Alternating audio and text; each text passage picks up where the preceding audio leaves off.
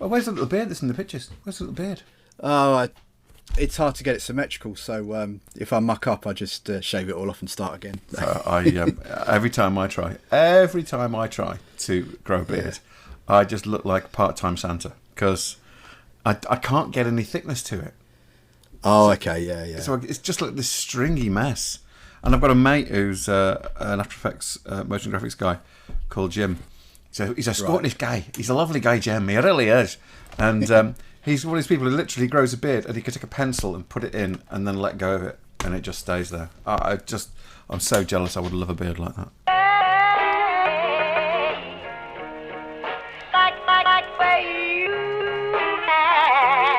Welcome to the Graphter's podcast.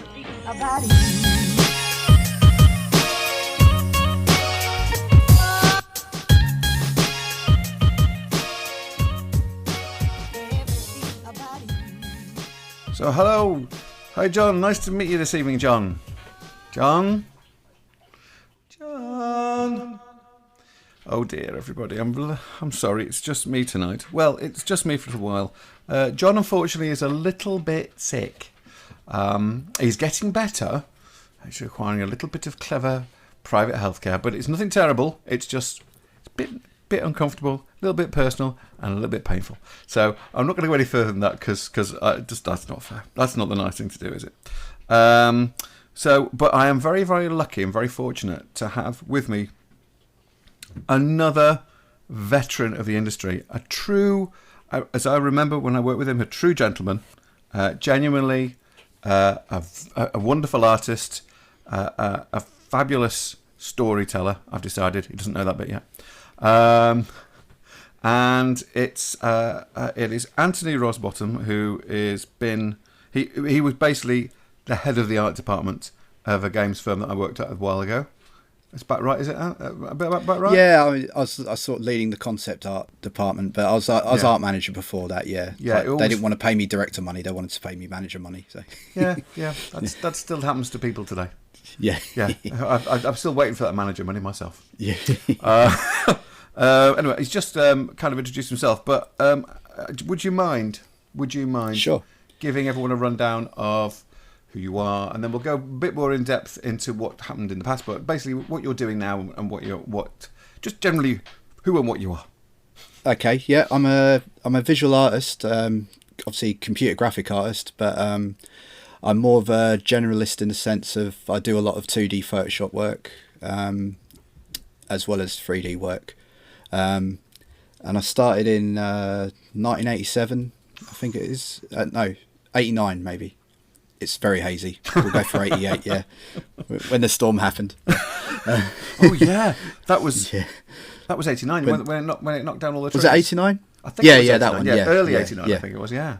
Yeah. So I think later that year I started my first proper job, my first sort of full-time job, doing pixel art for a two-man coding team, and then I joined, so it's a 3-man team. We were doing pixel graphics. I was doing the pixel graphics. They were coding Atari ST and Amiga games. Now you're talking. So we were we're doing that, and then we moved from. This is in Preston, by the way, where I started. I was going to say, where was this? Up north, yeah, Preston. Up north. Yeah, and then I am now. Then we moved to West Yorkshire. Worked there for a couple of years, doing the same sort of thing. A lot of 8-bit games, a lot of 16-bit video games. And then moved down south to Croydon for our sins, for everyone's sins.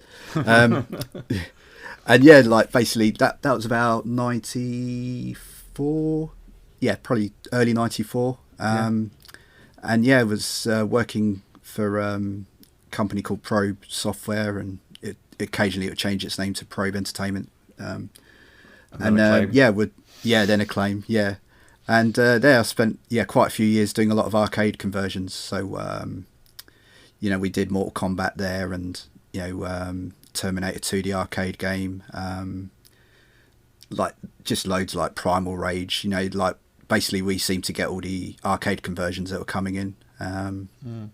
And then I was working on that for a few years, and then 3D started to appear in the game industry sort of scape. And then we started using 3D Studio, the DOS version, and then soon after that, well, actually at the same time, then we had all of a sudden we had an SGI department with a lot of very expensive machines. Yeah, very expensive people probably. Yeah. Who weren't all that expensive. Yeah. And then what happened? And then that SGI department vanished. That vanished. Yeah, I don't remember how many years that was, but it wasn't more than 4 years, was it? If I'm right. I think it was probably there altogether for about 4 years. I think I was the last one to join it, and I was brought in, and I was doing full motion video back in the day when they used to call it FMV. Yes, yeah. Rather than cinematics, which does sound nicer, let's be honest. And then at that point, the other people in the team were, I was like a separate entity to them, and then we sort of like became one. And I think we were all together in that room. I remember doing Die Hard Trilogy. Right. Yeah. I remember doing the stuff before that for Batman. There was a Batman. I think it was Batman Forever. Was it maybe? That's it. Yeah. Yeah. And then there was another Batman game that we made, which I think was for the Mega Drive, and that was the one. Yeah. In fact, it was the one with the Riddler, whichever one that is, and the song by U2. And do you remember we all went to the Warner Brothers store for a premiere? Oh, I did. I wasn't working on that. I was working on Judge Dredd at the time. So were you? Oh, okay. Yeah, I didn't go to that premiere, but yeah, I remember. It was interesting because that was, even though you were doing 3D, it was all sort of pre-rendered down to 2D sprites. And that wasn't being done by us. That was being done by you guys. Yeah, we'd get the raw frames from you guys, and then convert them down to sort of 16 colours or whatever. It was that was balmy. That was utterly bonkers. It was basically Mortal Kombat rip-off. Do you remember? Yes, yeah. Yeah, that done well. So let's do it again. Yeah. Yeah, rinse and repeat. Yeah. So at that point, when I left, when the department said that we don't really need you, goodbye, and walked back into the room with our bin bags. Yeah. And then asked to leave the premises. Actually, we were escorted off the premises by Barg. I don't remember. Oh, okay. Oh, right, man. Yeah. It was just so weird. We all went to the little pub around the corner and just sort of went, oh, yeah. What happened? And then we all just laughed and went, ace. So what happened after that? Because at that point it was Acclaim Nation, I guess. Yeah. And then we, like the games industry as a whole turned to 3D in a big, like real-time 3D in a big way. So we did, we worked on Forsaken, which was a rip-off of Descent, or homage, I'd say. Rip-off. Yeah. It was being played in the office by everyone all the time at lunchtime. Yeah, we're obsessed with Descent, and we're like, great. oh, how can we get paid to make a game and play a game that's like this? Make it Descent alike. Yes, yeah. And then after Descent, we moved on to a game called Revolt, which was a remote control car game. Cool. It's still extremely popular in South Korea, of all places. Really? You can find it online. Yeah, there's whole communities of people still making tracks and cars for it. Oh, that's fantastic, though. Yeah. That's really good. And then my journey sort of diverted from that. After that, got made redundant there because Acclaim was experiencing financial troubles. It sort of went bankrupt, Chapter 11.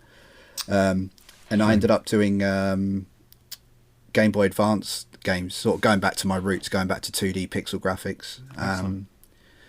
So I spent a few years after that, like working for Cameron Shepherd at Crawfish. Excellent. Doing Game Boy games, Game Boy Color games. And then the guy that used to run Probe, he started up again. Fergus. Yeah, Fergus McGovern started up again. A company called HotGen. And I was at HotGen I was at HotGen until 2003, and then got made redundant again. And then in the only diversion in my whole career, I spent 2 years working for Jerry Anderson, at Pinewood Studios doing the new Captain Scarlett sort of TV show. Yeah. Oh, I'm so jealous. I would love to Yeah, work on yeah. that. It was a dream job. Yeah, yeah. Oh, mate, that's brilliant. Yes, like, you know, being interviewed by Ron Thornton, that's who's not with us, unfortunately. No, but wow, yeah. Yeah, yeah. Ron Thornton. Yeah, so I worked there for 2 years, you know, stayed to the bitter end. Yeah. And then I assumed, oh, I've changed career path now. I've gone from video games to TV animation. Mm. And I was always hoping to sort of drift into films. Yeah.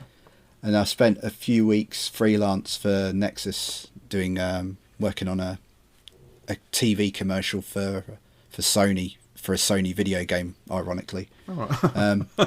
Yeah, so I couldn't escape.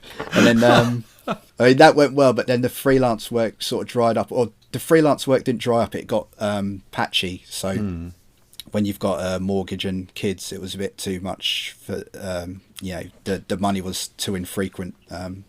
I couldn't rely on it. So I went back to Fergus, is another version of HotGen, and yeah, I stayed at HotGen for about nearly 12 years actually, and then wow.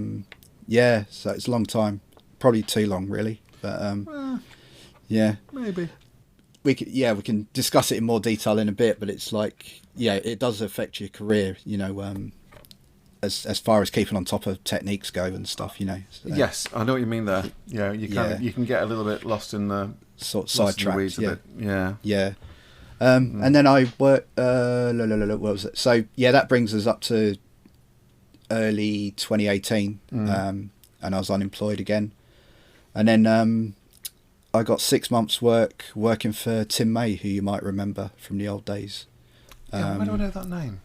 He was producer on Spirit Master and Stargate at Probe. Yes. A long time ago. Yes. Yeah. Tim May, yes, I do remember Tim May.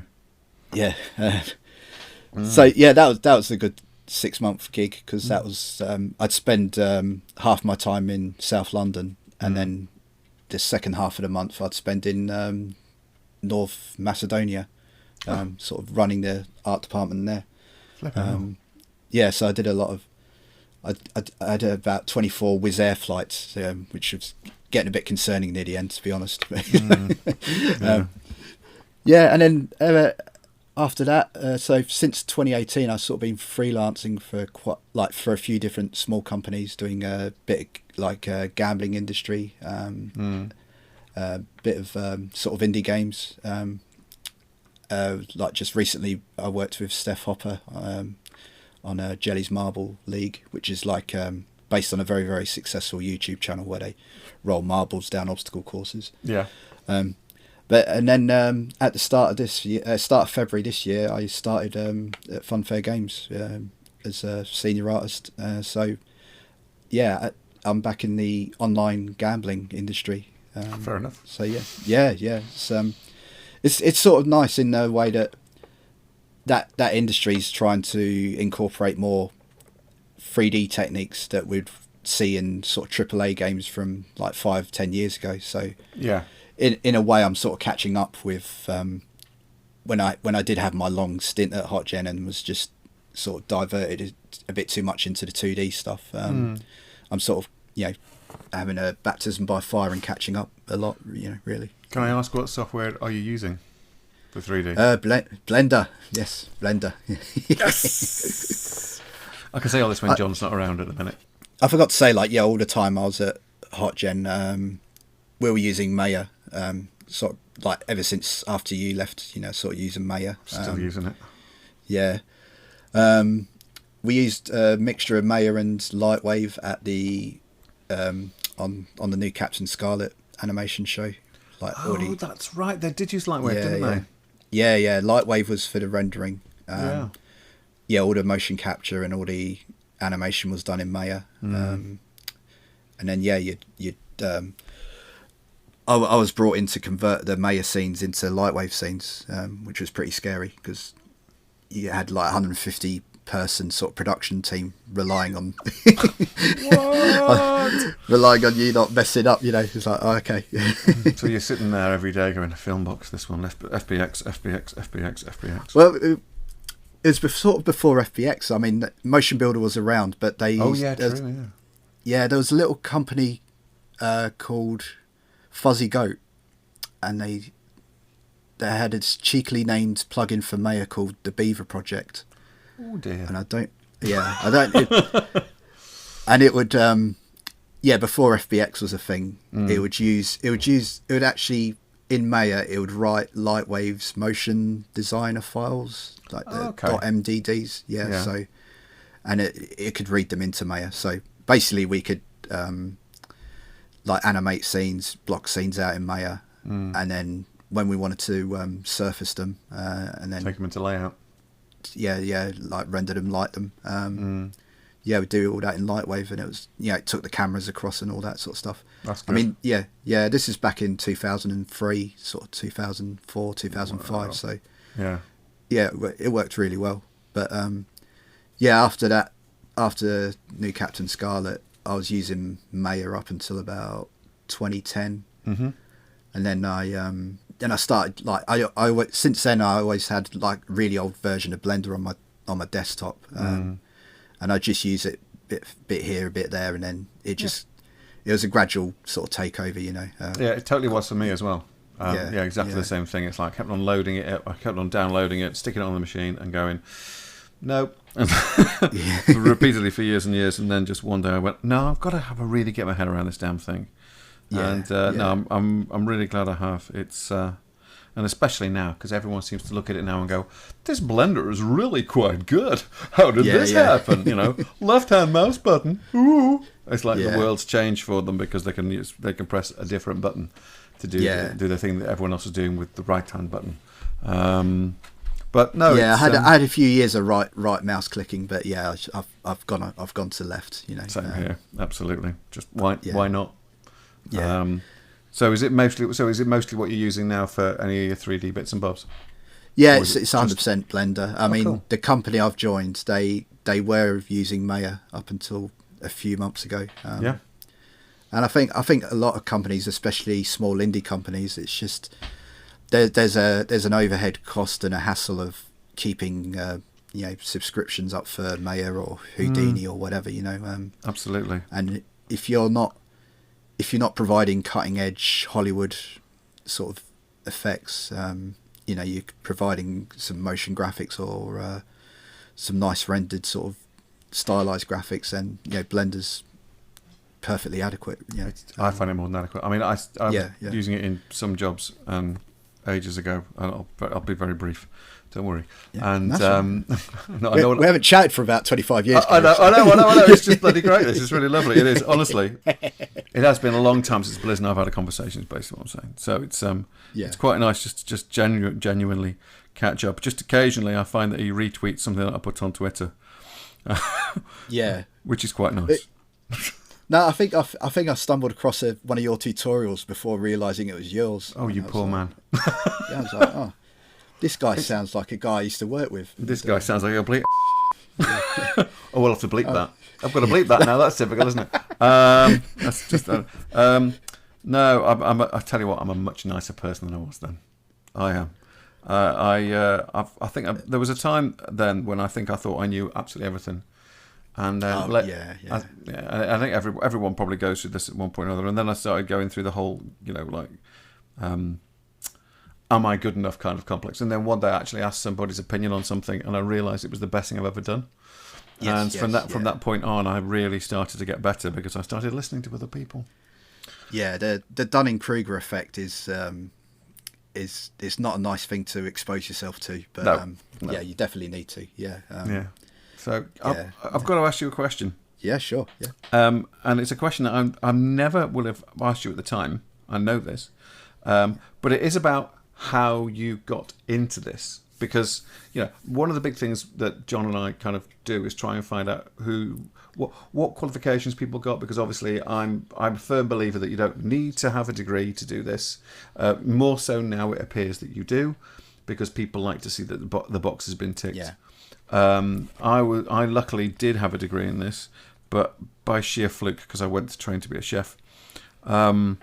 So this kind of fell on me, and it just was a lovely thing.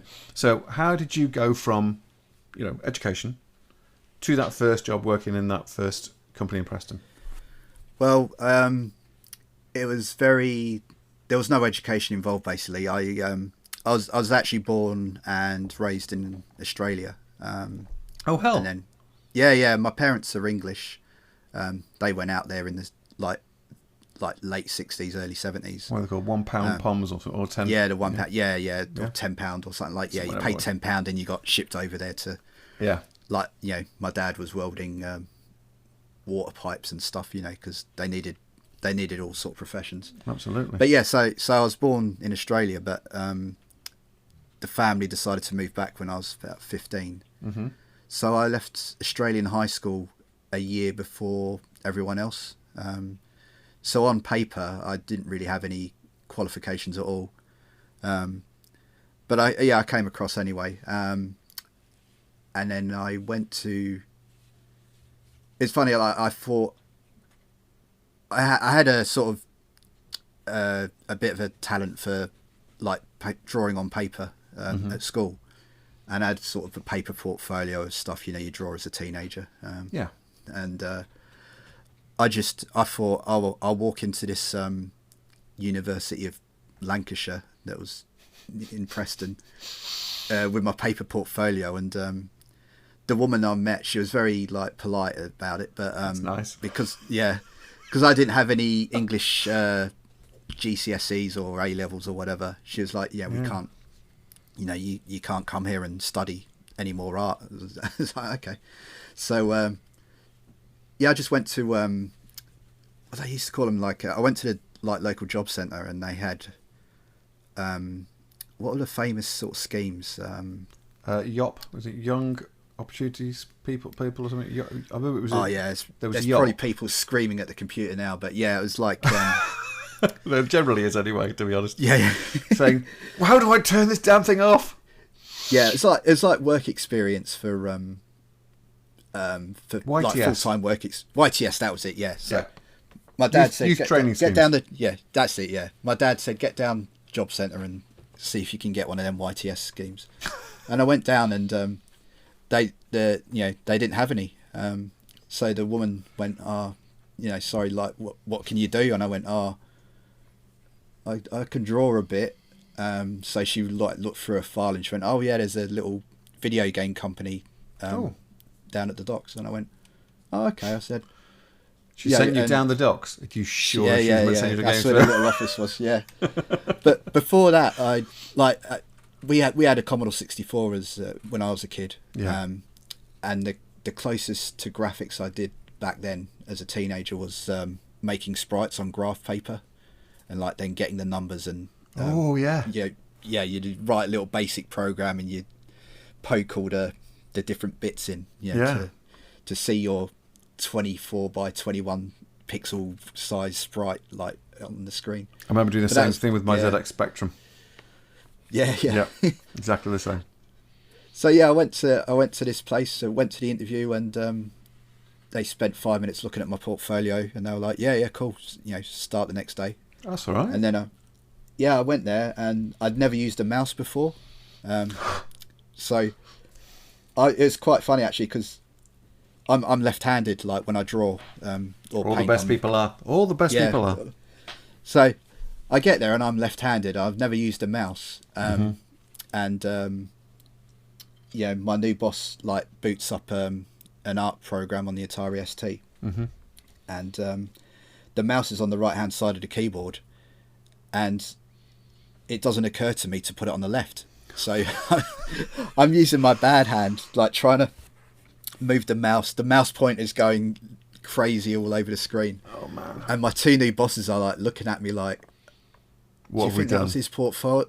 Was that his portfolio? Or do you think he just stole it off some other kid or something And then that basically lasted for 2 weeks, until my brain sort of was like, okay, yeah, I've rewired myself. And then after 2 weeks it was all good. But it was,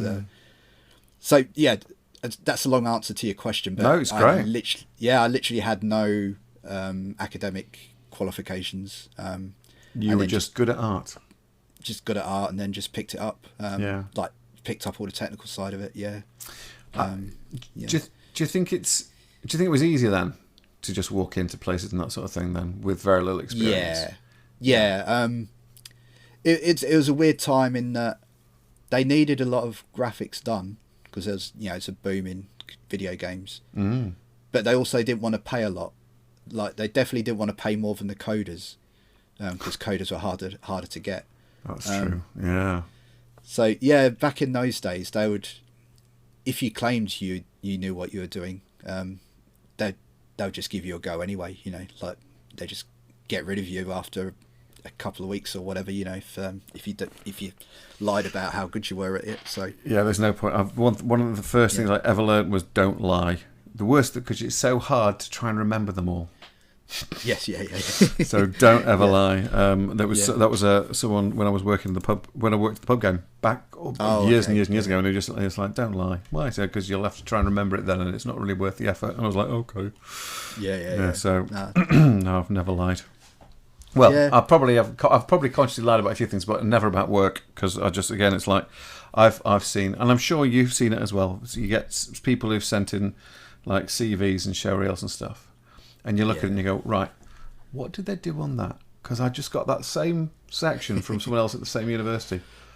3 other times already. It's funny you mention that, because like that didn't happen a lot in the video game industry, but I sort of saw it firsthand when I was working on the new Captain Scarlett stuff. Because obviously that was my first TV animation job, so I'm plodding away to the end of the job. It's quite nice. It had this TV program's going to be finished at this date. No matter what it looks like, that's it. It's got to it's going to be aired on the networks. Yeah. So in my head, like naively, I'm like, okay, cool. I'm just going to work away until the last day. But I noticed all the professionals or the people that had done it a few times before, they were sort of dropping off like 2 or 3 months before the end. And then getting out of the way, you mean? Well, they were obviously like looking for new jobs, and I'd start seeing these show reels that would, there would be a shot where sort of 15 of us had contributed to one shot, in a little way, and then people would put the shot on their show reel, and then when you press them and say, what did you actually do on this shot, they're like, well, I set up the water shader. And it's like, you need to elaborate a bit here, and what do you mean? So I dragged the shader from the folder that was the other guy done onto the object that the other guy done, and then I pressed go. There's a lot of examples of that. It's just, and I was like, oh, okay, right, because I think I was literally the last CG artist on that project. So you mentioned that. Sorry, go on. No, I was just saying that when I did try and get some freelance work after that, it had all been sort of snapped up. It had all been sort of taken. So that's why I dived back into the regularity of video game work. I spent 6 months trying to get work at one point in London. 6 months. It was awful. When we were made redundant, we all our contracts had been rewritten just before. And we all walked away with 6 months' salary each. Right, yeah. I literally spent it trying to survive in London. I was that close. I was that close to going home. I hadn't spent it or anything like that, so it was just sitting there, and I just because I was thinking at some point that'll be a good base to buy a house. I'll have some money to put down a deposit. Not that that's anything like enough compared to what it what you need to know. Yeah, and I just watched it vanish out of the bank account. And then I managed to luck a job helping, just basically showing some guys how to use Maya. And then the owner turned around and said, do you want to come on full time? And I went, yes, please, that would be lovely. Things were getting a bit tight then. You said something about how it was when you were working at, not Hot Chip, was it? Probe? Or, No, not Probe. It was when you, it was after all of that. And you said, you'd tell me all about that later. Sorry, Gary, I can't remember. Don't worry. You are in my wheelhouse. I totally understand where you're going from. Great podcasting, from No, me. don't worry about it. You'd said something about, but I'll tell you about that later. And I don't know whether that was in terms of in this or afterwards.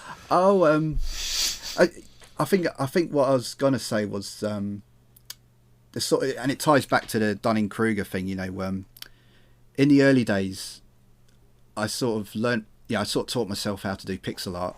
Yeah. And after 3 or 4 years, I was pretty good at it, and it came sort of easy and naturally to me. But then, as the early days of Probe, I was like, okay, well, I'm doing good work, but my wage isn't going up, and then it was like, that was it, and I was like, I said to the bosses, producers, I've sort of been on the same wage, I'm sort of on the upper limit of what you pay artists.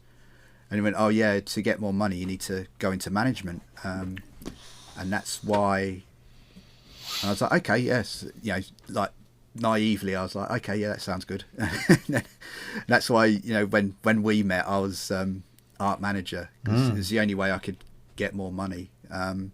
But there's a cost to everything, I guess, and so me spending time managing other people, which I enjoyed, but it definitely feels different. I wasn't learning, I wasn't keeping up to date with skills, so I was running the concept art department during Forsaken and Revolt, and then that was when Max, like the beta version of 3ds Max came out.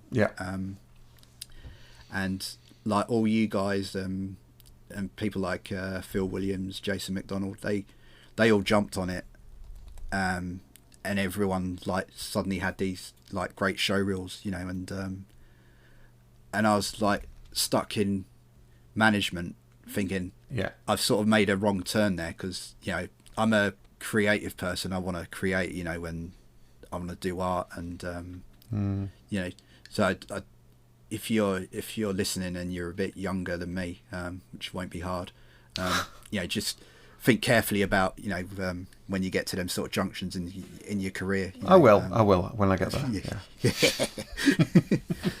But it's like, so like I thought I was the bee's knees, like in the sort of late 90s, early 2000s, and then as 3D got more complex, it was just, I just didn't have the time to sort of keep on top of it.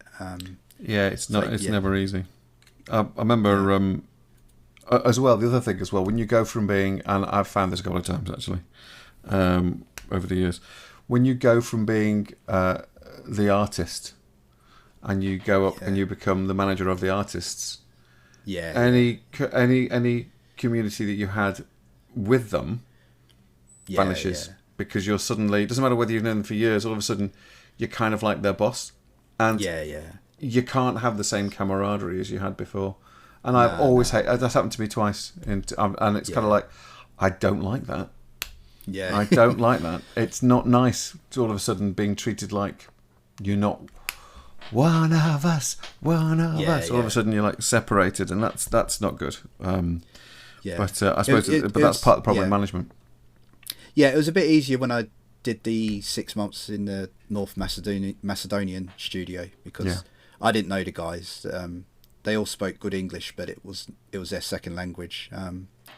But I think if you're in management and you've got a fresh crop of people to manage, I think you can. You don't have that residual. Oh, we used to go to the pub and on a Friday night and stuff, and a Thursday and a Wednesday and a Tuesday. Mondays.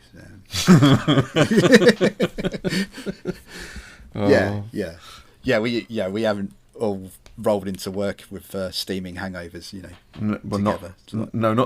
Maybe not together, but we all. No. I think I remember there was one particular week I remember, and I'm trying to remember the guys in the art department. There was a really tall guy with a really long hair who used to call me Gazar, and there was the really incredible artist who had black hair and a black beard, whose name escapes me. Alex yes. Lawrence. Alex Lawrence, thank you. He's still around. He's in Brighton, I believe, at the moment. Is he working the game still? I'm just not around? sure what he's working on. I think he's just doodling. Yeah. But there was Talented guy. Yeah, and there's Neil Maguire. Remember Neil? I still speak to quite a lot. He does storyboarding for Hollywood films now. Oh, it's all right for some. Yeah. I can't remember the other guy. Yeah, I just remember this really. I can't remember his name. He's probably listening to this right now, going, "You forgot me." Yeah. So, no, I just remember we went out, and we went out, and I remember it was like Monday. No, it was. We were all living in around Croydon at the time. I remember we went out for like 2 or 3 on the Tuesday, and then it was when Jason was still there as well, and then it was like we ended up going for, I think, about 4 or 5 on the Wednesday. And then Thursday was like kind of like, it hadn't quite become the new Friday, but we were doing our best. And I remember going out drinking, and then going to that nightclub it was just before you reach the main strip. Just not my microphone. Just before you reach the main strip, you come out of Probe and you go past the station. Yes, it was the Blue Orchid. Yes, the Blue Orchid. Yeah. Wow. R.I.P. It's definitely not there now.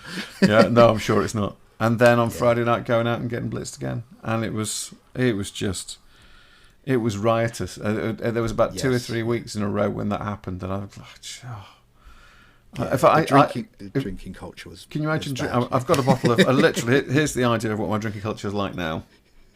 Oh, okay, yeah. Beck's Blue. Yeah, exactly. I don't drink very much at all during the week. Occasionally, I have a whiskey because I still love my spirits.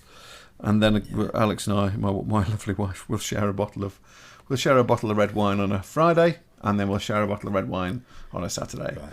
And I'll go to bed and I will snore, and I will get hit repeatedly during the course of the night. So, well, I'm not going to divulge my alcohol, but it's probably close to yours, Gary. Yeah. Well, just leave it no, in fact, a little digression. We went in March. We went on our Christmas do. Obviously COVID's pushed everything back, and I got into the hotel at about maybe 2-3 o'clock in the morning. Didn't get to sleep till 5. I was up at 6:30 to go to work the following day. It was not a good day. It was an amazing night though. Took me 3 days to recover. Yeah. The older you get, the longer the hangovers. They're horrible, aren't they? Yeah. I hate them. Yeah. Don't know what. They're not short and sweet like they used to be. No, not at all. Yeah. So if we're going back, basically, it's more difficult now. People are getting into the industry. We know that. I found that the only way at the time when I could get anything like a pay rise was by going and moving to another company. But it reached a point, I think, where everything sort of like just flattened off. And for years and years and years and years, it was like everything's plateaued. Yeah. And when I eventually moved away from London and moved up here, I lost a chunk of my salary coming up here. Oh, so wow. it became even a little bit harder. Do you think the pay that people get in this industry, because I've seen stuff online, and I've mentioned it with John, and you may have heard on the other podcasts, that what people are allegedly paid in the industry compared to what they're actually paid in the industry, it's a bit balmy, isn't it? Yeah, I've seen the Twitter threads. I think you've seen the Twitter threads as well, and those figures, to my experience, they're wildly optimistic. Like you, I think when you get to sort of senior artist level, it's almost like a black hole. You can't trip over into them. Like getting above 50 seems a challenge all of a sudden. You're sort of bouncing around 50 if you're in London. Yeah, I don't know. Yeah. Sorry. Yes. I mean, when I say 50, it could be 45, it could be 42, but just trying to get on the top half of 100 grand a year it gets really, really hard. Yeah, and you say, like it only happens if you move company. It is. My experience. It is one of those things. Can I ask you, what is, of all the things you've worked on, what's the thing you've enjoyed the most? It probably would be the 2 years of working on New Captain Scarlett. Yeah. Because even though that's only 2 years out of my whole sort of 34-year career, it was very different, and it was very and it's the only time I've sort of met and worked with one of my childhood sort of heroes, basically. You know, I was always into Jerry Anderson stuff. I think we all ended up. If you look at what we all watched on the telly and what we went to see at the cinema, it's always like, you know, that. I mean, Jerry Anderson is the god, and then Ron Thornton. I mean, I am currently rewatching Babylon 5. Oh wow, yeah. So you know, again. I mean, he was such a nice guy in that. Like I heard like I'd got an interview at this place, and to be honest, because I'd used Lightwave personally a few years before that job. I knew of Ron. I didn't really dive into his history that much. But yeah, I went into the interview was like really short, like about 10 minutes. And I went in there, and he said, yeah, his first proper question was, how many years production experience do you have? And I went, 0 to be honest, but I've done like, you know, quite a few years in video games. And he went, oh, that's fine, that's what I meant. Like, that's what I meant by production experience. I was like, oh, okay, right, yeah. 24. Yeah. Yeah.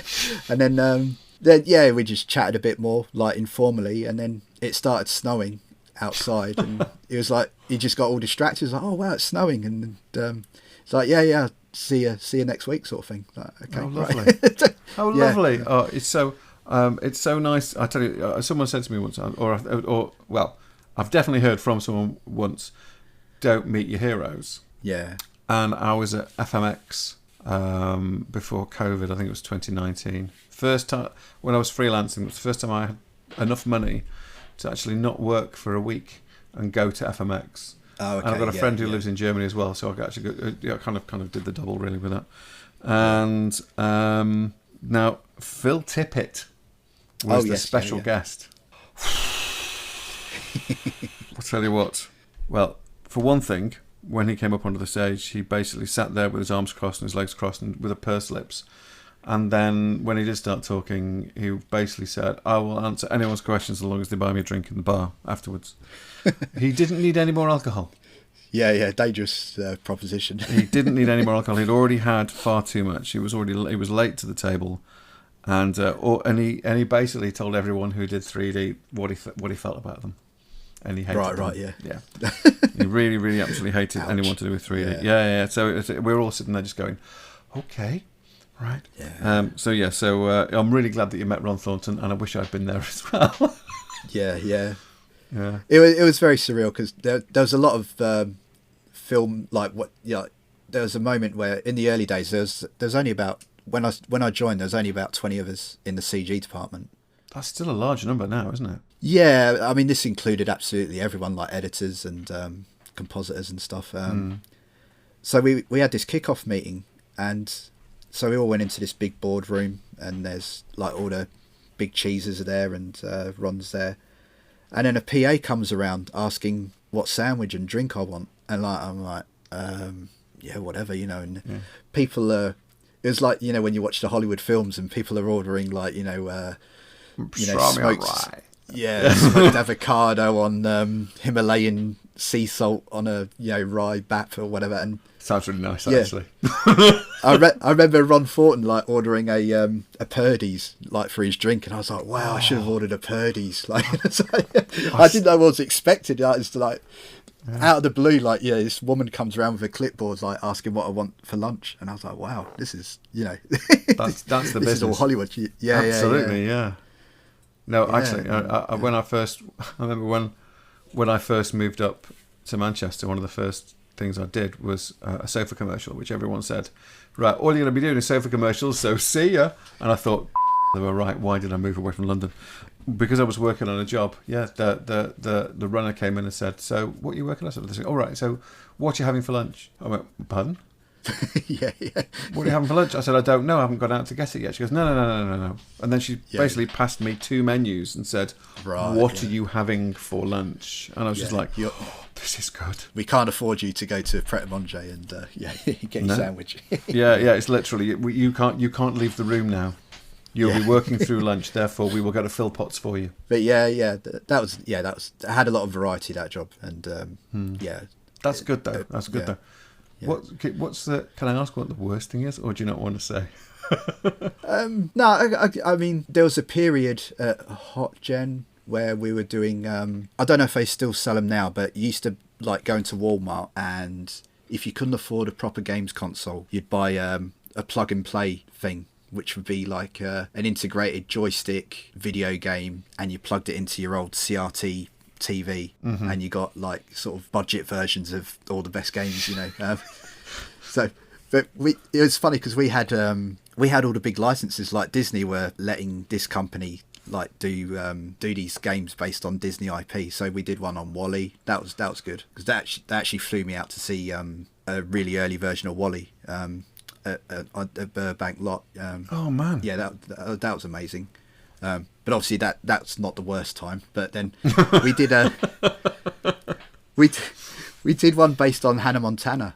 And so yeah, you know, we're like a bunch of 40-year-old guys, you know, sort of watching these videos, DVDs, like trying to get a grasp of what's going on. Yeah. But then the feedback was just brutal. It was like they were so picky about stuff. There was, you know, the notes were just horrendous. Like once they said, "Oh, you need to take the lipstick off her," you know, she's wearing makeup in this shot in the video game, and we're a bit confused. We're like, "Oh, and here's a time code of, you know, season 1 episode whatever, where she's got loads of makeup on," and then the Disney lawyer just comes back and goes, "Nah, she doesn't wear makeup. You're not understanding me. She doesn't wear makeup." Like, okay, right.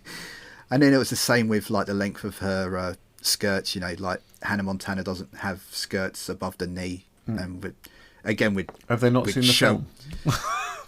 It was crazy. And then oh dear. And then so we did this game, it's destined for Walmart, and then it's really disheartening to find out that these things have what they call it, inbuilt redundancy. It's a real thing. So we went from that game straight on to next year's version, with the same sort of feedback team, you know. So we had basically 2 years of this, and then I think it was because we did Wall-E straight after that. When I went to America to see Wall-E, the early version, like bumped into our contact at Disney. Yeah.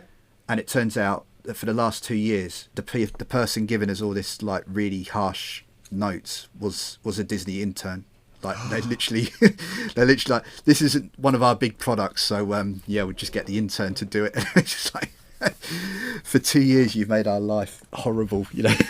And you're nothing more than an intern. That's unfair, actually. Yeah. That's really unfair. Yeah, to say that. She probably got promoted and that, but you know, they were happy with by her the sounds of it. Yes. Yeah.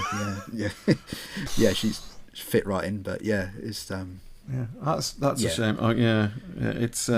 I guess we did a lot of those jobs where the IP was really great. Like we did Star Wars games, we did, you know, Pirates of the Caribbean, and it's quite frustrating because the hardware was sort of Sega Mega Drive sort of level of hardware, which obviously me and my colleagues at the time, you know, because we did pixel graphics and, you know, coded the old games, we were sort of the best people to do it. But it's still frustrating when I think like we did a Star Wars Clone Wars version, and you know, you're seeing all the lovely animation on the TV show, and then we're stuck to 8 frames left, 8 frames right. You know, it's sort of frustrating, because you know no one's going to look at it and go, "Oh wow, the artists behind this did a good job." But maybe, they were the best 8 frames to the right, and they were the best 8 frames to the left.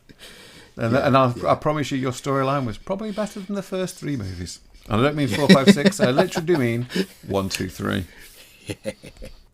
But all said, I mean, it's all relative, isn't it? I mean, they were still good times, and I'm still lucky to have a career that's, you know, means I don't have to get my hands dirty and work in the rain and stuff or dig a ditch. You haven't got a pet, obviously. You haven't got a dog, have you? I've got 3 dogs. Well, there you go. So that's it. You said yes. Yes. So you're out in the rain whether you like it or not. Let's be honest. Yeah. But I sort of enjoy that in a perverse way now. It's a bit more fun, that, isn't it? Yeah. When you turn middle aged, they don't tell you that you suddenly wake up liking to hike and like ramble and stuff. Yeah, I mean, I always did. So I always did as a kid, and then I did it in my teens and everything. And now I've got no knee. I've got practically no cartilage left in my knees. Oh right. Yeah. But can I ask a question? How old are you now, Blizz? I'm 50 this year. So you're 50 this year. I'm 50 now. I mean, I'm 51 in September. So yeah. So I'm 52. I was 52 this year. It's not. I'm not. I think I want to go back to my 20s. I'm starting to think. Yeah. But If I you want to can keep the remember brain. it, Yeah, keep this brain and put it Yeah, put yeah. it back in the 20s. Just like if you could do that, find that machine where you actually send your consciousness back. Yeah. Because you'd think I wouldn't do all the stupid things I did. Of course you would. Of course you would. But with hindsight, you go, now I know why I should have stayed doing this. Right. Yeah. You do things a bit differently in certain occasions, I think. I think so. Yeah, there's things I would wish I'd never done, and there's some things I wish I'd done a bit more of. How many times do you reckon you were made redundant? I've been lucky. I've only been made redundant twice, I believe. Yeah. Yeah. I think I'm an outlier. I think you are an outlier. I've been made redundant 5 times. Wow. Yeah. 5 times. It's every single time it was for the right reason. Okay. Yeah. From your point of view. From my point of view, yeah, for the right reason. I think I would have stayed in games for a lot longer if I hadn't been made redundant by a claim. And I think it was a good thing for me at the time. And yeah, it forced me to become better at what I do and a better person, I think. So but time does that as well, I think. Yeah. I do think that I do. You know that thing where you think I'd love to go back and just meet some of those people again, and just and just say, do you know what? Or at least I'd like to just meet some of those people again and say, do you know what? I'm a lot nicer now. Sorry. I don't remember you not being nice, Gary. Well, I don't think I was horrible, but sometimes I remember one time, and I won't mention any names, but I was working in a company and I walked out of the room for a cigarette in the days when I still used to smoke. I've been out on that little triangular balcony that there was at this company that I'm not going to talk about. I came out of the room, finished the cigarette, went back through the door, and the door was just the opposite side of that where the room was that I was working in. Right, and it was just the door was open, and I could hear somebody basically saying horrible things about me, and it was just like, and there was real hatred. Wow. And I was just kind of like, I was really taken aback by it. Because at no point at any time when I've been in the room with this person, they'd never said anything about anything at all. And so I walked to the door and I just said, if there's something I'm doing which is upsetting you, you can just tell me. And immediately they just clammed straight down and didn't say another word to me, probably until we were made redundant. And that was just really, really odd. And I just that was the somebody really doesn't like me moment. And I think everybody probably goes through it at some point or other, but it just felt really, really weird, really weird. Yeah. And I'd love to. You're never going to please everyone, so no, of course not. No. But this has been very pleasing so far. I'm really glad to talk back to you. It's been this is bloody marvellous, actually. Yeah.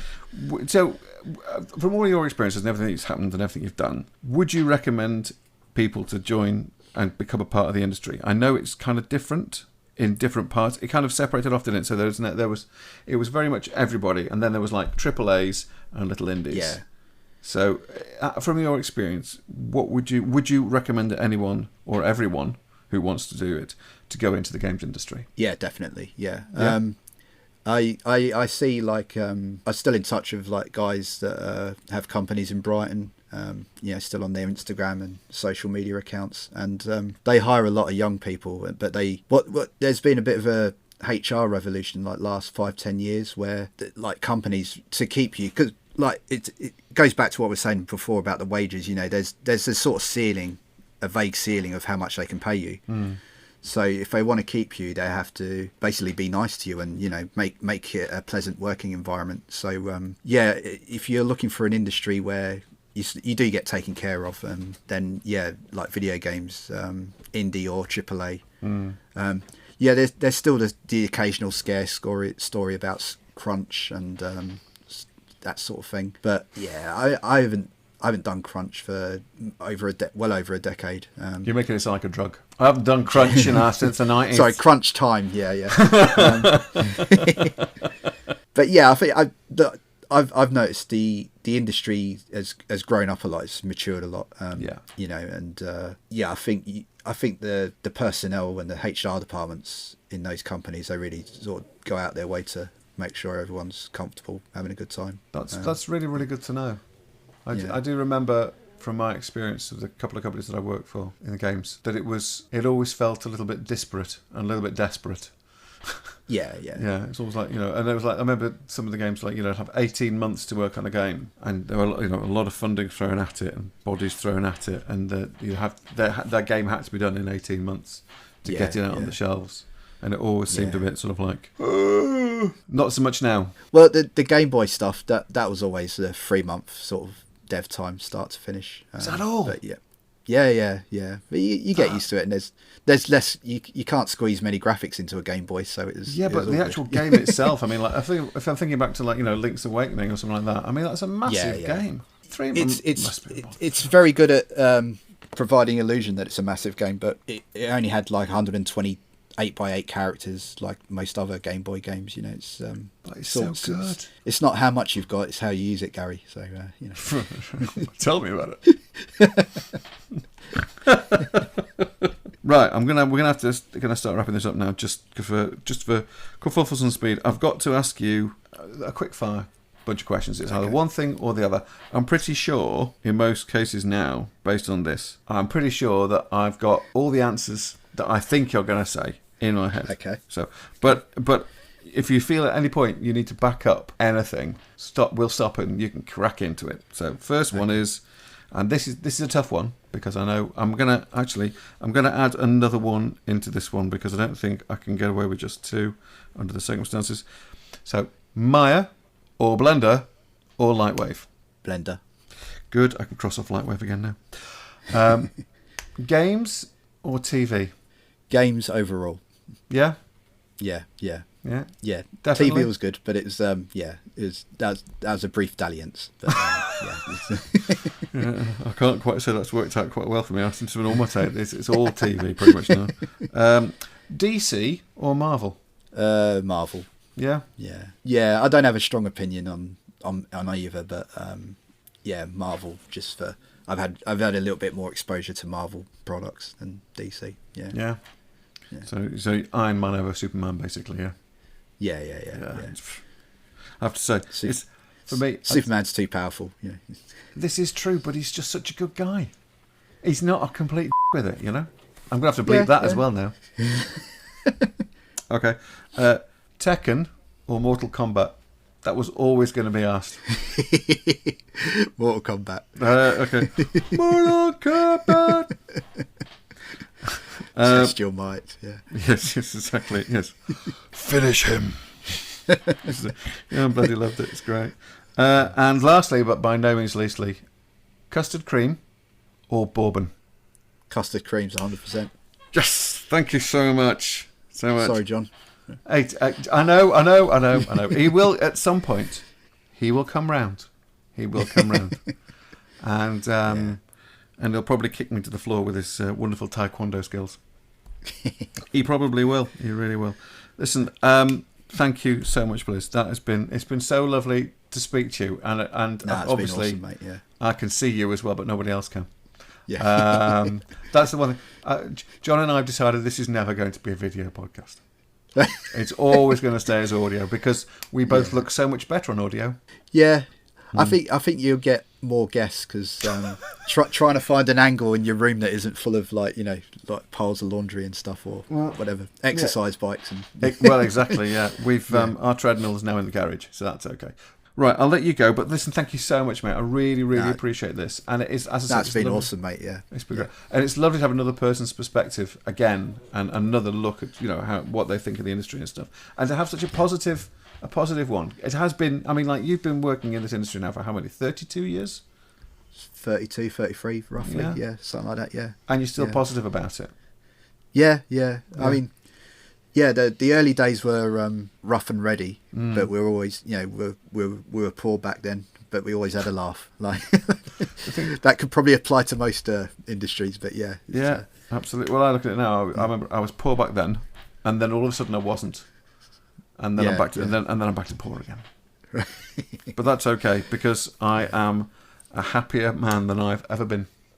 Yeah, and that's what matters really at the end of the day, isn't it? Yeah. You've got to be happy. Yeah. No, and thanks for you and John doing these podcasts as well, because I just like last sort of 10 years I've been like any vaguely CG related podcast, I've sort of been devouring it up. So well, let's it was a real treat to find that you were doing one. So yeah. It's honestly it's been an absolute joy. John and I joked about it for ages. Oh, we should do a podcast. Oh, yes, two grumpy old gits, we'll call it. And that's all this sort of stuff. And we might still change it to that. And then during lockdown, the first lockdown, we were all working from home. We all had a machine, so we were all working from home.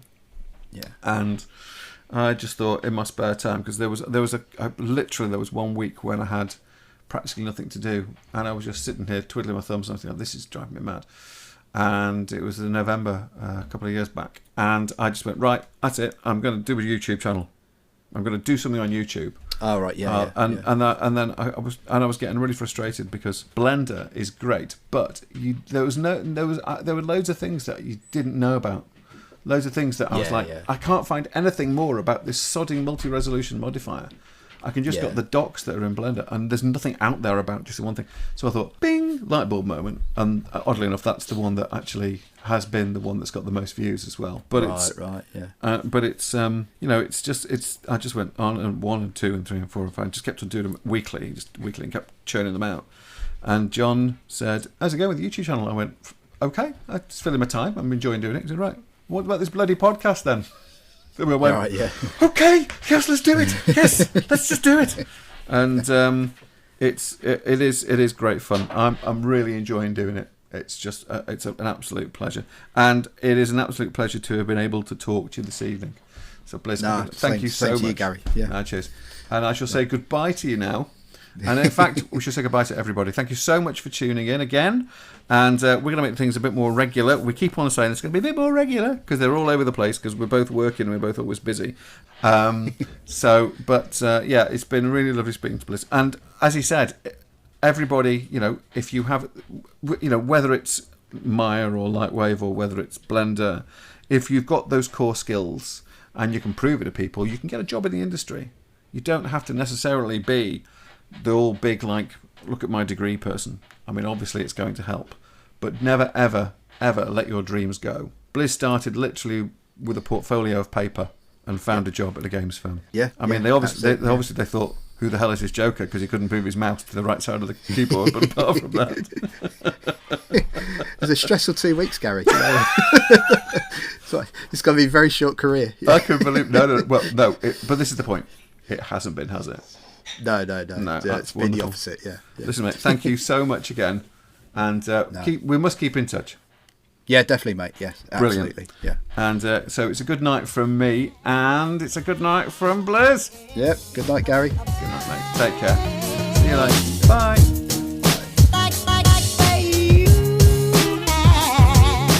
I like everything about you.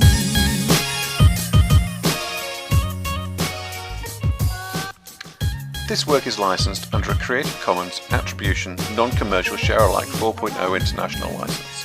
Any opinions stated during the course of this podcast belong purely to myself and to John and are based at the time that we record this. The theme music is My Everything by DJ Quads. If you like that, and I'm sure you probably did, there is a lot more of his great stuff which you can find at soundcloud.com/DJ Quads, or his music is also promoted by www.free-stock-music.com.